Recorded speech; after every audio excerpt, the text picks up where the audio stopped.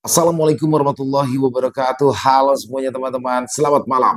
Selamat datang kembali di channel Ilo Bercerita dan masih bersama saya Ilo. Dimanapun teman-teman berada, semoga teman-teman selalu dalam keadaan sehat, bahagia, dan dimurahkan rezekinya. Amin, amin, ya robbal alamin. Dan pada kesempatan yang baik ini, kami akan membawakan satu kisah dari Putri Bersema, penulis asal Sumatera Selatan. Dan ini sudah kisah kedua berarti ya dari Putri Bersema. Tapi sebelum kita masuk ke dalam kisahnya, buat teman-teman yang mungkin baru bergabung atau yang sudah lama bergabung, tapi ternyata lupa nih, belum diklik tombol subscribe-nya, yuk diklik dulu tombol subscribe. Jangan lupa lonceng notifikasinya dinyalakan agar teman-teman selalu mendapatkan notifikasi dari konten-konten yang akan kami upload di setiap harinya. Dan untuk channel Lilo Bercerita, kami upload setiap hari teman-teman ya, setiap malam jam 9 malam waktu Indonesia bagian Barat. Oke, nggak pakai berlama-lama lagi, pasti udah gak sabaran kan untuk masuk ke dalam kisahnya. Kita langsung saja masuk ke dalam kisahnya. Kita menuju ke Jakarta Selatan.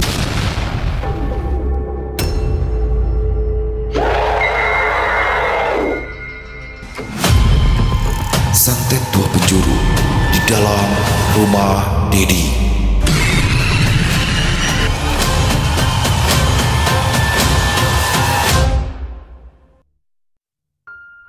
Pagi itu, sinar matahari menyusup pelan ke celah tirai jendela rumah megah yang ada di pinggiran kota.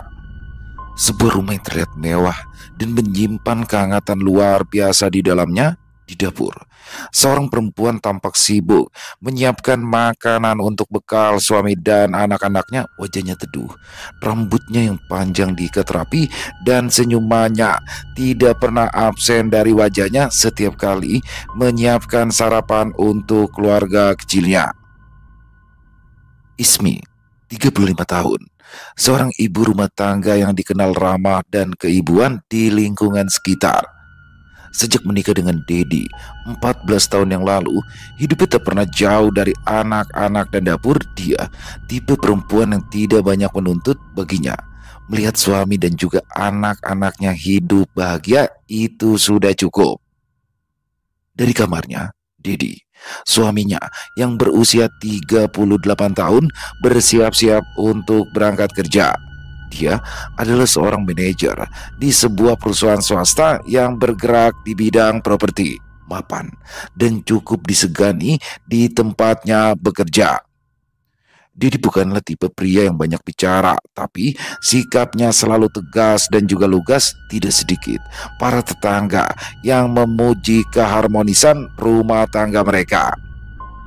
Dua anak mereka, Cindy dan Abi, duduk manis di meja makan, menikmati roti bakar dan susu coklat. Cindy, 12 tahun, sudah mulai menunjukkan ketertarikan pada seni lukis, sementara Abi 10 tahun gemar bermain bola. Keluarga ini tampak sempurna. "Papa, jangan lupa makan siang ya," ucap Ismi lembut sambil menyelipkan bekal ke tas kerja Dedi. Dedi hanya mengangguk kecil. "Iya." Ismi tidak pernah mempermasalahkan sikap suaminya yang dingin itu. Baginya, Dedi adalah sosok pria bertanggung jawab. Dia yakin cinta itu tidak harus selalu diungkapkan dengan kata-kata, cukup perbuatan yang nyata. Dan selama ini Dedi memang tidak pernah kurang dalam hal itu. Di sore harinya, suasana rumah kembali hidup dengan suara tawa dan obrolan anak-anak. Ismi biasanya duduk di ruang tengah menemani Abi mengerjakan PR. Sementara Cindy bermain piano di ruang samping. Momen seperti ini adalah yang paling ia syukuri. Suasana hangat dan juga damai tanpa teriakan atau cekcok antara penghuni rumah. Ketika Dedi pulang ke rumah, dia tidak langsung duduk ataupun mandi.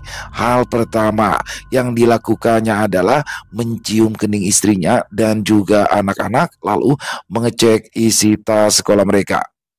"Abi ada PR?" tanyanya sambil membuka buku latihan matematika anak bungsunya itu. "Ada, tapi tadi udah dikerjain bareng sama mama," jawab Abi riang. Dedi tersenyum lalu menepuk pelan kepala anaknya. "Anak pintar." Ismi memandangi suaminya dengan rasa haru yang ia pendam selama bertahun-tahun. Meskipun tak banyak kata cinta yang keluar dari mulut Dedi, dia tahu Cinta itu nyata dalam setiap tindakan, dalam caranya memperhatikan, dalam caranya menjaga, dalam keputusannya menolak jabatan yang lebih tinggi karena tak ingin terlalu sering meninggalkan keluarga. Di malam harinya, setelah anak-anak mereka tertidur, Didi dan Ismi duduk berdua di ruang tengah menonton televisi sambil menikmati teh hangat. Kadang mereka berdua tidak banyak bicara. Mereka hanya duduk berdampingan dalam keheningan yang nyaman. Ah, Ismi membuka percakapan, suaranya pelan dan lembut. Iya mah, Didi meliriknya sambil mematikan televisi. Kamu capek ya kerja terus? Aku cuma pengen bilang makasih ya buat semuanya. Didi memandangi wajah istrinya sejenak, lalu ia menggenggam tangan perempuan yang telah menemaninya selama 14 tahun itu. Aku juga makasih ya. Kamu gak pernah banyak nuntut. Rumah ini juga bisa terasa adem. Itu juga karena kamu. Ismi tersenyum, matanya berkaca-kaca. Dia tahu banyak sekali rumah tangga yang retak karena tekanan ekonomi, karena ego, karena komunikasi yang putus. Tapi mereka tetap kokoh. Bukan karena hidup tanpa masalah, tapi karena mereka selalu memilih untuk saling bertahan dan saling menguatkan. Liburan akhir pekan adalah waktu favorit keluarga ini. Biasanya mereka pergi ke taman kota atau makan di restoran favorit anak-anak. Didi selalu meluangkan waktunya, bahkan dia tidak pernah mengangkat telepon kantor jika sedang bersama keluarganya. Suatu hari, di dalam mobil, setelah pulang dari taman kota, Cindy berkata, "Papa, nanti kalau aku udah gede, aku pengen deh punya keluarga kayak kita gini. Nyaman, tenang, pokoknya harmonis banget deh." Dedi menoleh ke arah putrinya dari kaca spion. Dia tersenyum kecil.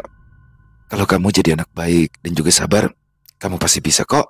Ismi yang duduk di samping Dedi hanya menatap langit senja dari balik jendela mobil, merasa hatinya penuh. Keluarga kecil ini memang tak punya segalanya, tapi mereka punya yang paling penting, yaitu rasa cukup dan rasa syukur. Dan itu semua ternyata sudah lebih dari cukup untuk membuat mereka semua bahagia. Namun, Ismi tidak pernah tahu jika akan ada sesuatu yang perlahan berubah di dalam hati Dedi, sesuatu yang akan mengubah segalanya. Suatu sore, Dedi mendapatkan informasi dari Bayu, rekan kerja sekaligus sahabat dari masa SMA-nya dulu. Bro, malam minggu depan anak-anak SMA dulu mau ngadain reuni kecil-kecilan. Kita datang yuk, kayaknya asik tuh, ujar Bayu antusias. Aduh, malas banget bro. Weekend itu waktunya buat anak istri bro, jawab Dedi malas. Sekali-kali lah bro. Ya hitung-hitung jaga silaturahmi aja lah ya, biar gak putus, rayu Bayu yang sepertinya belum menyerah untuk membujuk Dedi. Siang atau malam acaranya bro?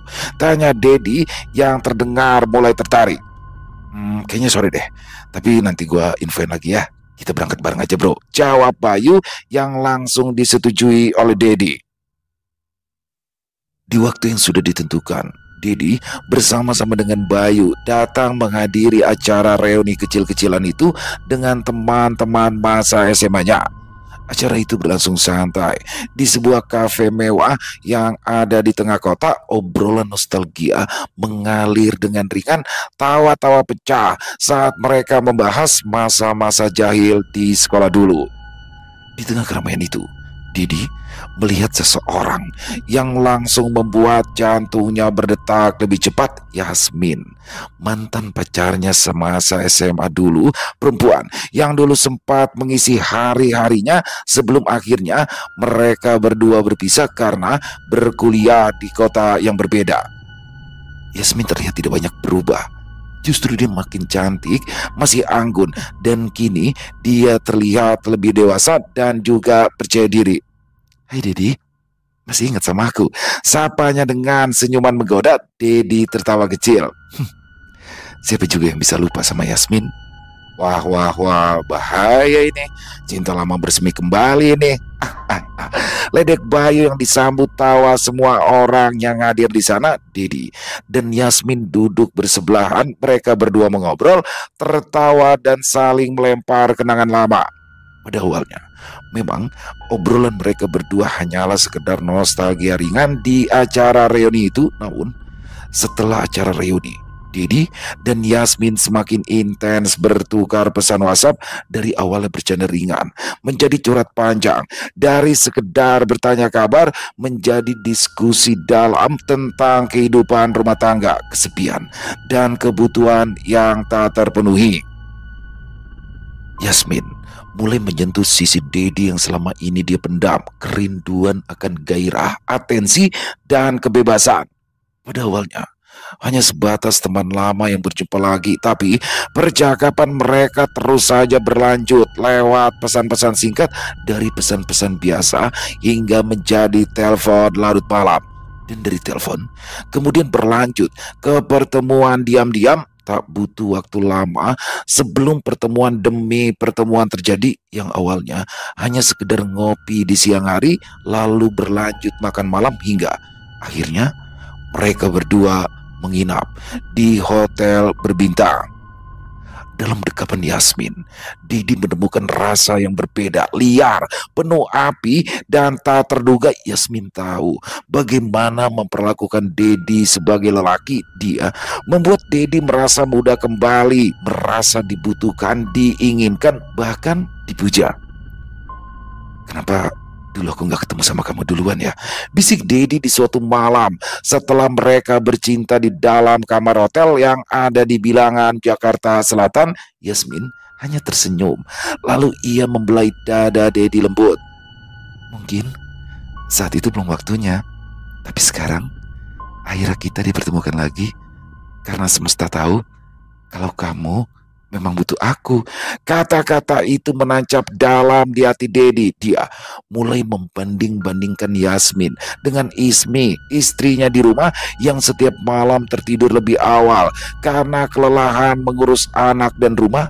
Ismi, istrinya itu memang cantik dan juga baik, tapi kini Ismi sudah tak lagi terlihat bergairah. Dedi merasa hubungannya dengan Yasmin adalah hadiah dari takdir yang datang terlambat. Hubungan gelap mereka berdua berjalan mulus selama berminggu-minggu. Dedi punya sejuta alasan untuk keluar malam, lembur, rapat dadakan, atau perjalanan dinas. Dia sangat pintar menutupi jejak, menyimpan pesan di aplikasi khusus yang tidak mudah diakses. Yasmin pun mengerti akan peranannya. Dia tidak pernah menuntut lebih. Mereka berdua benar-benar menikmati momen-momen rahasia itu dengan sepenuh hati, seolah tak ada lagi hari esok. Namun, semakin dalam Dedi tenggelam dalam hubungan itu, semakin dia sadar bahwa kebohongan demi kebohongan mulai menyusul ke hidupnya. Dia mulai lalai pada anak-anaknya, mulai cepat marah pada istrinya, dan hatinya kini mulai dipenuhi kecemasan yang terasa aneh. Bayu sebagai seorang sahabat pun mulai mengendus sesuatu yang janggal pada diri Dedi. Jangan terlalu dalam, bro. Bahaya, ujar Bayu mencoba mengingatkan sahabatnya itu. Loh, maksud lo apa, bro? Tanya Dedi merasa tidak terima. Gue pikir awalnya lu cuma pengen senang-senang aja sama Yasmin. Gue gak bakal nyangka kalau lu bakalan sejauh ini, ujar Bayu lagi, berharap sahabatnya itu akan sadar. Bayu, kita itu udah dewasa, udah sama-sama berkeluarga. Gak usah sok nasihatin gue. Gak usah ikut campur urusan pribadi gua. Urus aja keluarga kita masing-masing, jawab Dedi ketus, lalu pergi meninggalkan Bayu yang hanya bisa menatapnya dengan tajam. Sebenarnya Dedi bukanlah tipe pria yang mudah terpengaruh godaan, setidaknya begitulah ia dulu dikenal di lingkungan kerjanya. Selama bertahun-tahun bekerja di kantornya, dia dikenal sebagai pribadi yang disiplin, teliti, dan juga profesional. Rekan-rekan kerjanya menghormati integritas dan juga dedikasinya. Atasan pun sering memberikannya kepercayaan lebih karena Dedi terbukti mampu menyelesaikan tugas-tugas penting tepat waktu. Namun, Semua itu berubah sejak kehadiran Yasmin kembali dalam hidupnya. Pada awalnya, perubahan itu tidaklah mencolok. Dedi masih datang tepat waktu, masih menyapa ramah rekan-rekan seperti biasa, tapi lambat laun ritme mulai berubah. Dedi mulai sering datang terlambat kerja. Kadang dia terlihat termenung di meja kerjanya, bahkan beberapa kali dia salah input data-data penting yang berdampak pada proses izin usaha skala besar. Mas Dedi, ini file pengajuan IMB yang Bapak input minggu lalu. Ada kesalahan tanggal dan nomor registrasi, ujar Dina, rekan satu timnya, sambil menunjukkan berkas dengan ekspresi ragu. Ini sudah dikirim ke pihak pemohon loh, dan mereka protes karena merasa datanya tidak sesuai. Dedi hanya mengangguk pelan. Maaf, mungkin saya kurang fokus waktu itu. Nanti saya revisi ya. Mas, ini bukan pertama kali loh, ucap Dina pelan namun tegas. Beberapa bulan terakhir ini, Bapak sering sekali buat kesalahan. Semua orang juga mulai membicarakan. Dedi hanya mengangguk lagi. Dia tahu itu semua benar, tapi pikirannya memang tidak pernah utuh lagi sejak dia mulai terlibat terlalu dalam dengan Yasmin. Dia mulai menghabiskan waktunya untuk bertukar pesan mesra, diam-diam keluar kantor di jam kerja untuk bisa bertemu Yasmin, bahkan menggunakan waktu lembur sebagai alasan untuk ia tidur di apartemen Yasmin. Semakin lama, fokusnya pada pekerjaan pun lenyap. Dia menjadi pelupa, mudah marah jika ditegur, dan mulai kehilangan kendali atas emosinya. Tidak sedikit rekan kerja yang mulai menjaga jarak darinya. Bahkan pimpinannya yang selama ini sangat menghargainya mulai menunjukkan ekspresi kecewa. Dedi, saya tidak tahu apa yang sedang kamu alami, ucap Pak Harto, kepala bidangnya, suatu pagi di ruang rapat yang kosong. Tapi kamu bukan lagi pegawai yang dulu. Sekarang kamu mulai ceroboh, banyak alasan dan tidak profesional. Dedi menunduk, hatinya campur aduk. Dia ingin mencoba untuk menjelaskan, ingin berkata bahwa dirinya sedang terjebak dalam badai yang tak ia duga, tapi bibirnya seolah terkunci. Ya, kalau memang kamu butuh waktu untuk memperbaiki semuanya, saya bisa kok kasih kamu cuti. Tapi kalau kamu tetap seperti ini ya, saya mungkin harus pertimbangkan sanksi administratif. Kata-kata itu seperti palu yang menghantam dada Dedi. Dia pulang dengan kepala penuh sesal, namun tetap saja di malam harinya dia akan kembali berada di pelukan Yasmin, seakan melarikan diri dari kenyataan. Yasmin dengan segala rayuan dan kepandaiannya membelai ego Dedi membuat pria itu merasa seperti raja. Tapi jauh di dalam hati, Dedi tahu bahwa dia sedang menghancurkan segalanya, keluarganya, karirnya, bahkan dirinya sendiri. Hari-hari di kantor pun kian tak tertata. Rekan kerjanya mulai menghindar. Dia jadi bahan bisik-bisik di pantry dan ruang arsip. Bahkan rumor mulai menyebar bahwa Dedi sedang terlibat skandal pribadi hingga berdampak pada kinerjanya di kantor. Salah satu staf sempat melihat Dedi di mall bersama seorang wanita cantik, bukan istrinya, dan kabar itu menyebar cepat bagaikan api di ladang yang kering. Tanya itu, proyek penting yang harusnya ditangani langsung oleh Dedi pun diambil alih oleh tim lain. Rapat-rapat penting tak lagi mengundangnya. Nama Dedi perlahan-lahan menghilang dari lingkaran kepercayaan di kantor. Dia mulai diberlakukan seperti orang asing di tempat yang dulu ia kuasai sepenuhnya. Namun ironisnya, Dedi merasa terlalu lelah untuk peduli. Dalam kepalanya hanya ada dua hal: kecanduan akan pelukan Yasmin dan rasa bersalah mendalam terhadap Ismi yang tak kunjung ia hadapi. Setiap kali Dedi pulang ke rumah, dia merasa seperti tamu di rumah sendiri. Ismi tak lagi menegurnya, namun diamnya Ismi terasa lebih menyakitkan dari ribuan kemarahan. Cindy dan Abi, anaknya, pun mulai menjaga jarak, terutama Cindy yang mulai bersikap dingin pada ayahnya. Suasana rumah mereka yang dulunya hangat kini penuh dengan hening yang menekan. Didi tahu Ini semua adalah salahnya. Tapi ia terlalu dalam, dia terlalu lemah dan terlalu bingung untuk keluar. Suatu malam, setelah pertemuan panas dengan Yasmin, Dedi duduk sendiri di dalam mobilnya sambil memandangi foto anak-anaknya yang tertempel di dashboard mobil. Ada perasaan bersalah yang selama ini redam kini mulai muncul ke permukaan, tapi bayangan tubuh Yasmin, bisikan manjanya, dan sensasi yang tak pernah ia rasakan di rumah membuatnya tak bisa berhenti. Dia ingin lagi dan lagi. Cinta ini memang salah, tapi juga terlalu nikmat untuk dilepaskan. Diri tersadar bahwa Yasmin pun perlahan mulai jatuh cinta lebih dalam. Pada awalnya, dia hanya ingin bermain, melepas sepi, memuaskan hasrat yang lama terpendam. Tapi ternyata Dedi berbeda. Pria itu membuatnya merasa seperti satu-satunya wanita di dunia. Dia tahu Dedi tak bisa selamanya bersamanya, tapi tetap berharap diam-diam bahwa suatu hari nanti Dedi akan menjadi miliknya seutuhnya. Didi mulai sering pulang malam.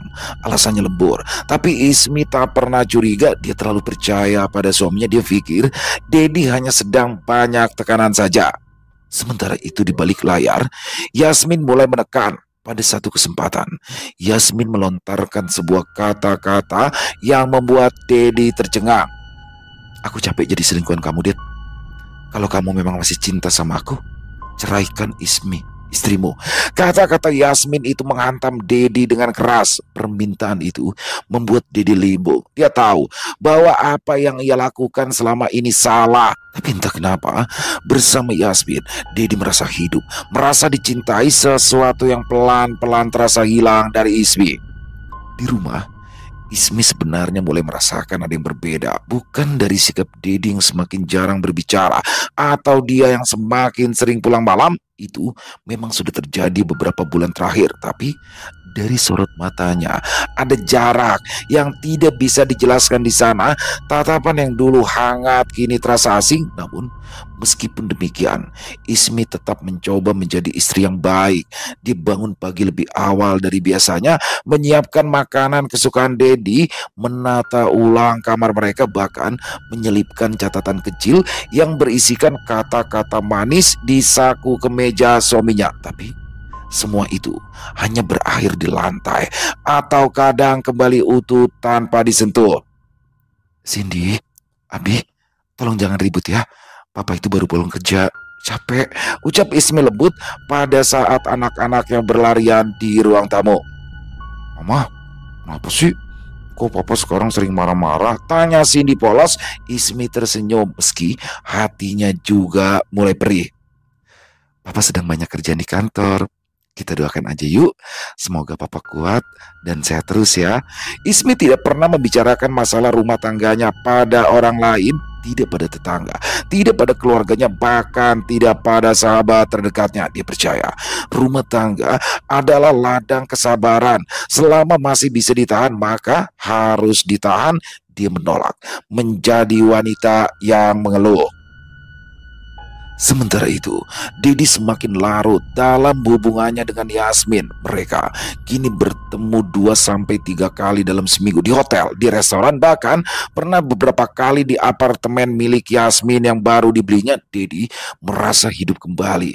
Setiap kali dia bersama Yasmin, gelak tawa Yasmin, sentuhannya, perhatiannya, semua itu membuat Dedi merasa dihargai, sesuatu yang menurutnya sudah lama hilang dari pernikahannya dengan Ismi. Aku tahu kamu masih sayangkan sama dia, ujar Yasmin di suatu malam sambil memeluk Dedi dari belakang. Tapi kamu gak bisa selamanya hidup dalam dua dunia, Ded. Pada akhirnya kamu harus memilih, aku atau dia. Dedi terdiam lama. Dia memang sangat mencintai Yasmin, tapi menceraikan Ismi, dia tahu itu bukan keputusan mudah. Dia masih harus memikirkan anak-anak, reputasinya, dan tak kenapa dalam hati kecilnya Dedi masih menyimpan rasa untuk Ismi. Apa itu sisa dari rasa cinta? Atau mungkin hanya rasa bersalah? Gak bisa, aku gak bisa, ucap Dedi akhirnya. Yasmin menatapnya dengan tajam. Oke, kalau memang kamu gak bisa, Aku yang akan buat kamu bisa. Dedi terdiam kala mendengar pernyataan Yasmin barusan. Dia mengira jika itu hanyalah kalimat marah seorang perempuan yang merasa ditolak permintaannya. Tapi Yasmin bukanlah perempuan biasa. Di balik wajah cantiknya, dia menyimpan ambisi dan juga dendam yang teramat dalam. Dan Dedi akan membayar mahal atas penolakan itu. Malam itu, hujan turun dengan deras, petir sesekali menyambar dan udara terasa lebih dingin dari biasanya. Di sebuah rumah sederhana yang ada di pinggiran kota, Yasmin duduk berhadapan-hadapan dengan seorang pria tua berpakaian serba hitam. Matanya tajam, wajahnya penuh dengan kerutan, dan di hadapannya terhampar berbagai sesajen dan dupa yang mengepul tajam. Targetnya siapa? Tanya pria itu tanpa basa-basi. Yasmin mengeluarkan sebuah foto Ismi, lalu meletakkannya di atas nampan kuningan. Perempuan ini, aku ingin dia mati perlahan dan penuh penderitaan, ujar Yasmin dengan mata yang memancarkan kebencian. Dukun itu mengangguk pelan. Itu hal mudah bagi saya. Tapi ada harga yang harus dibayar.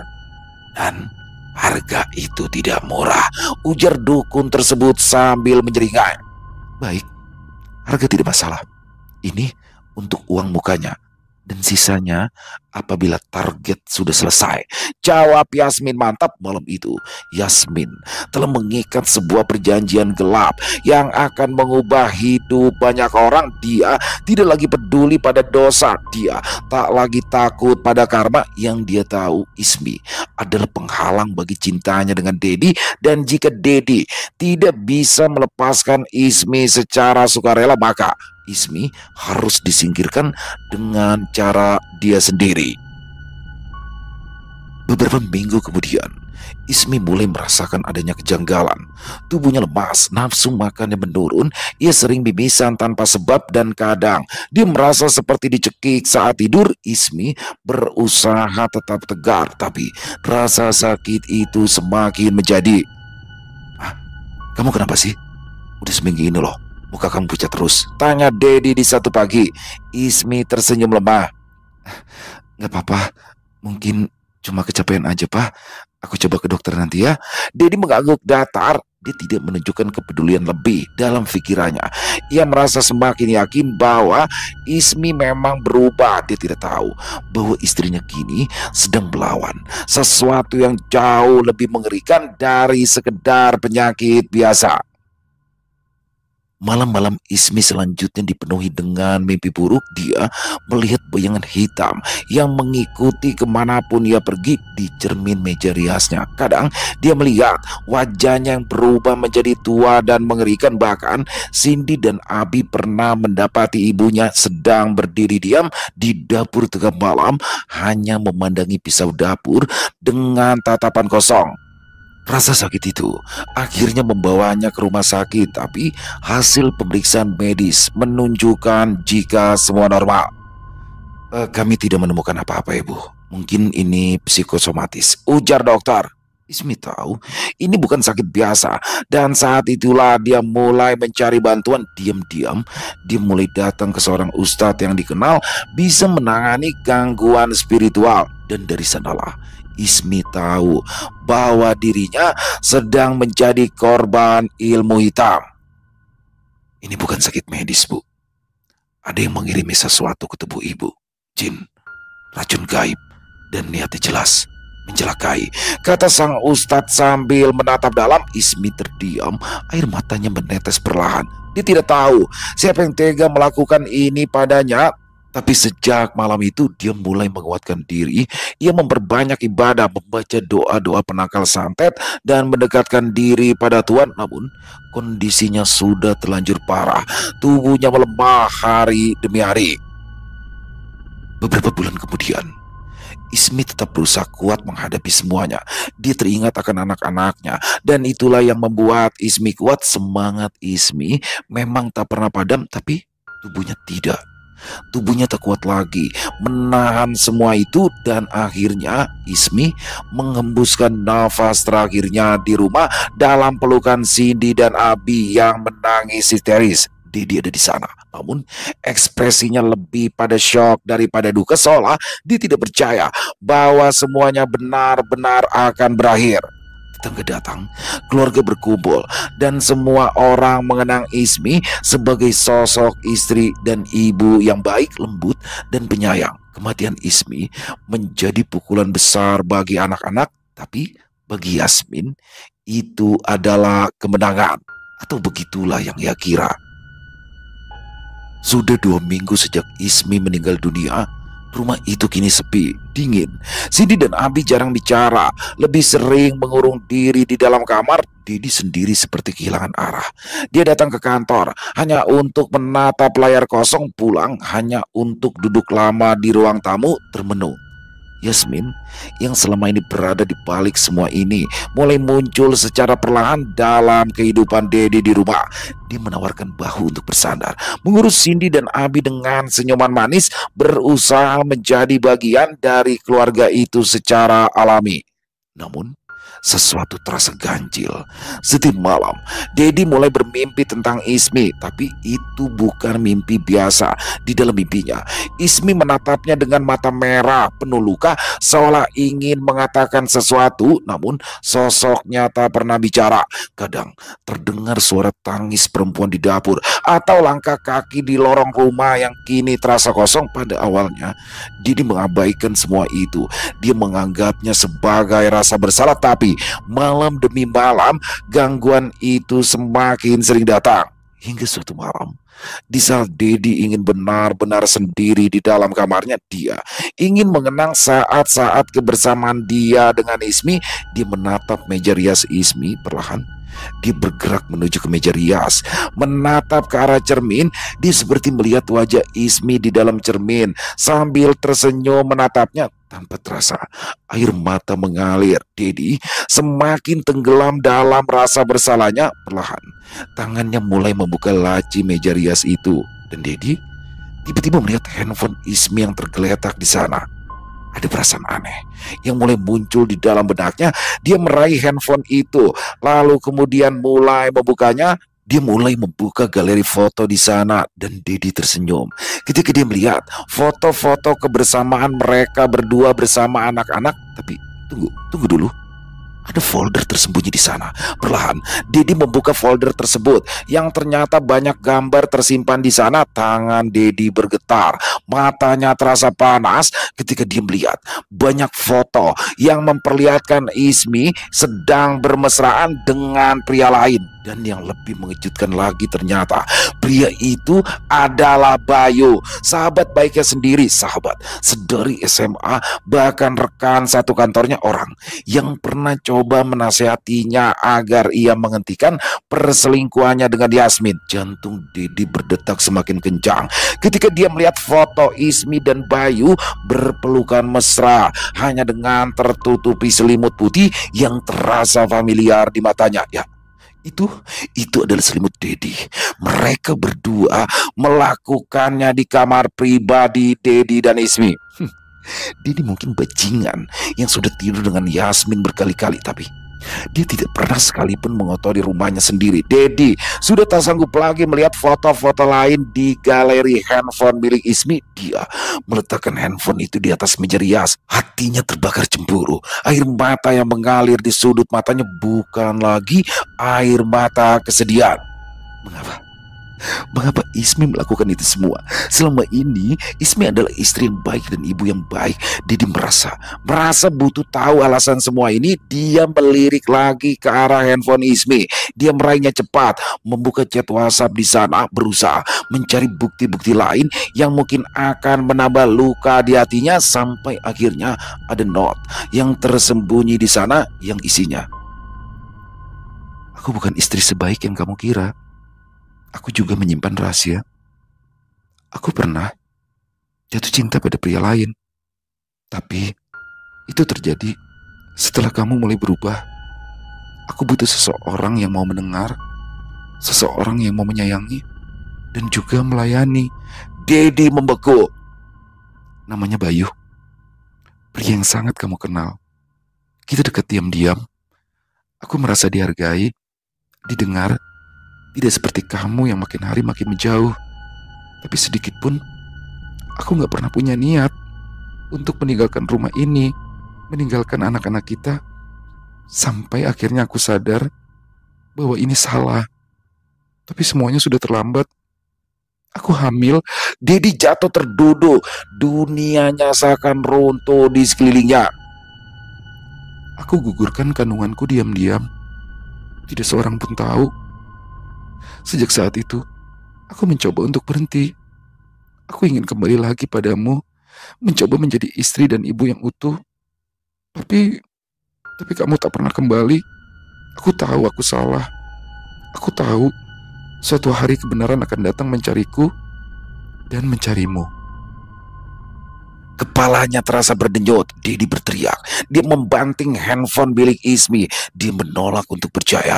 Tapi semua itu begitu nyata. Perubahan Ismi yang tiba-tiba dingin. Pandangan kosongnya, rasa bersalah yang dulu sempat ia rasakan tapi ia abaikan. Ismi bukanlah korban suci seperti yang selama ini ia kira. Mereka berdua berselingkuh. Hanya bedanya, Ismi jauh lebih pandai menyembunyikannya. Dan Dedi, dia justru membawa orang yang paling membencinya ke dalam hidup mereka malam itu.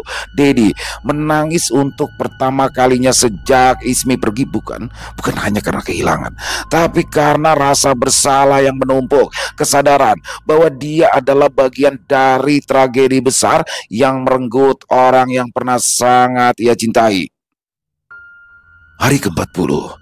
Sejak kepergian Ismi diselimuti mendung yang menggantung berat, rumah Dedi yang dulu ceria kini penuh aura kelam. Sejak menemukan bukti-bukti perselingkuhan Ismi, Dedi berubah. Ia makin tertutup, dia jarang berbicara. Bahkan dengan anak-anaknya, Cindy dan Abi yang masih berduka, tak tahu harus berpaling pada siapa. Yasmin, dia mulai sering datang rumah itu, justru menebar perhatian yang terasa seperti racun manis bagi anak-anak. Kehadiran Yasmin di rumah terasa hampa bagi Dedi. Malam itu, Dedi mengadakan tahlilan sederhana. Beberapa tetangga dan sanak keluarga ikut hadir, doa dibacakan. Air mata kembali jatuh, tapi begitu para tamu pulang, suasana berubah. Dedi merasakan tekanan di dadanya, seperti ada yang menindih dari dalam. Tengah malam, Dedi terbangun. Dia mendengar suara tangisan dari arah kamar mandi. Dengan langkah berat ia mendekat.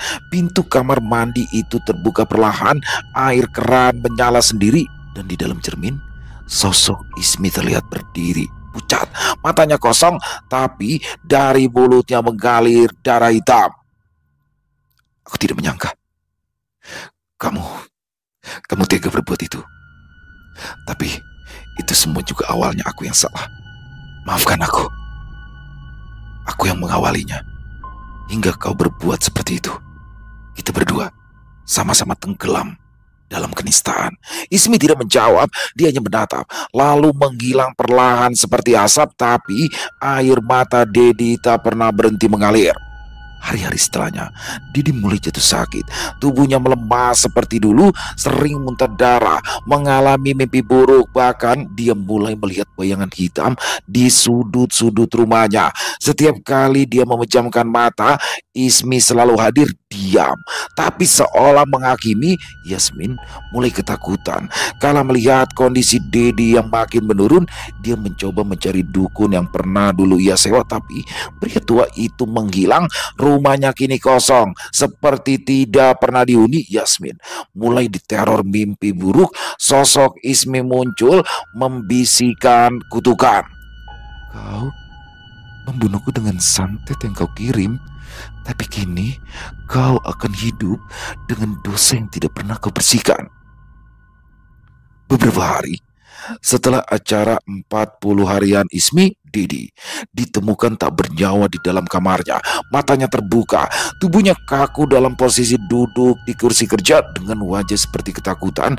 Tak ada tanda-tanda kekerasan, tidak ada penyakit kronis, hanya ekspresi mengerikan seolah dia melihat sesuatu yang tak bisa dijelaskan oleh manusia. Kematian Dedi mengejutkan semua orang. Tetangga pun mulai bergosip, menyebut-nyebut kata-kata kutukan, karma, dan juga santet yang berbalik arah. Bahkan Cindy sempat berkata lirik, "Abi bilang, Papa tadi malam ngomong sendiri dan cuma bilang, maaf, maaf ma, aku yang salah, berulang-ulang." Yasmin, dia menghilang. Setelah pemakaman Dedi, dia tidak pamit, tidak memberi kabar, dia menghilang seolah ditelan bumi. Lalu, bagaimana dengan Bayu, sahabat Dedi, sekaligus selingkuhan Ismi? Pada awalnya, Bayu menemui Ismi untuk memberitahukan tentang perselingkuhan antara Dedi dan Yasmin.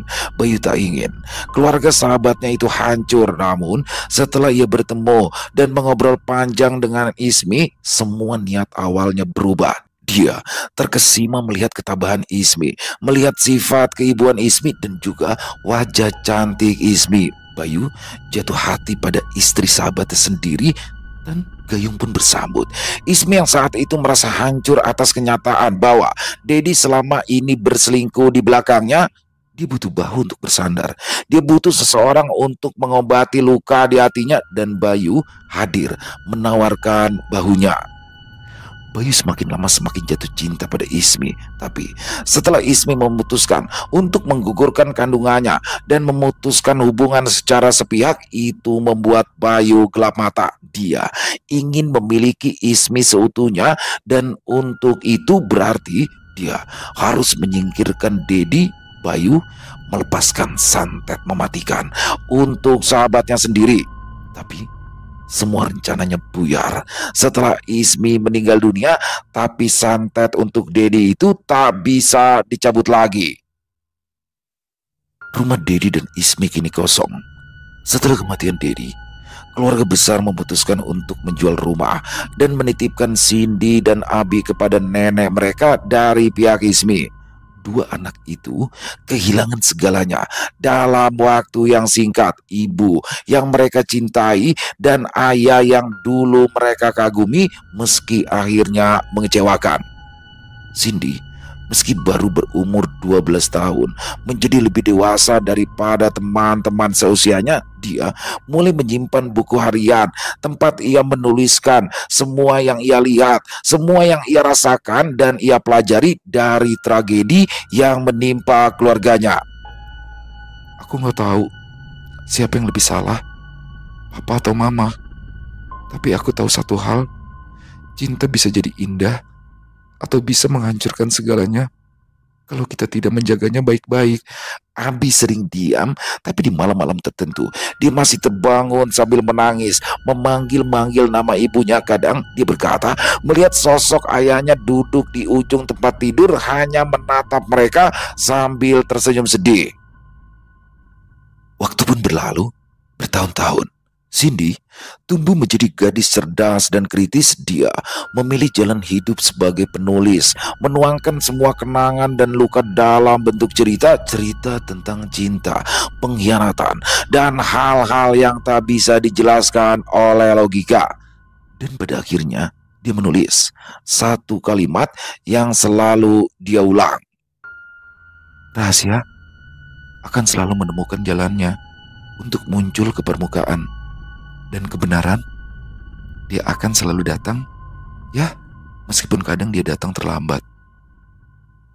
Selesai. Wow, luar biasa kisah dari Putri Besmani. Asli keren, pakai banget ya double plot twist atau triple plot twist ini, bener-bener nggak nyangka banget. Jadi pertama-tama ngelihat Ismi itu kayak apa ya, kayak korban banget ya, dan betapa kurang ajar Dedi dan juga Yasmin.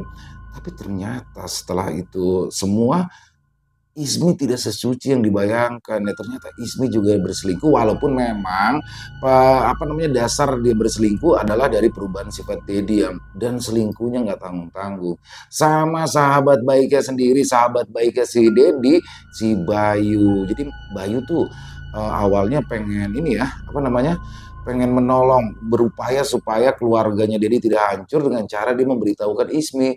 Ketemuan, akhirnya tapi di situ ada benih-benih cinta yang muncul dan bahkan sampai melakukannya di dalam rumah ketika anak-anak ke sekolah pastinya. Waduh, bener-bener ini keren banget dan bener-bener gak nyangka tuh teman-teman ya. Dan ternyata kenapa disebut santet dua penjuru, karena Yasmin mengirimkan dan juga Bayu mengirimkan. Yang rugi ya siapa coba ya, anak-anaknya Cindy dan Abi. Bahkan kata-katanya di ending tuh kata-kata dari Cindy ya, itu enak banget ya, bahwa kebenaran pasti akan muncul ke permukaan walaupun kadang ya datang terlambat.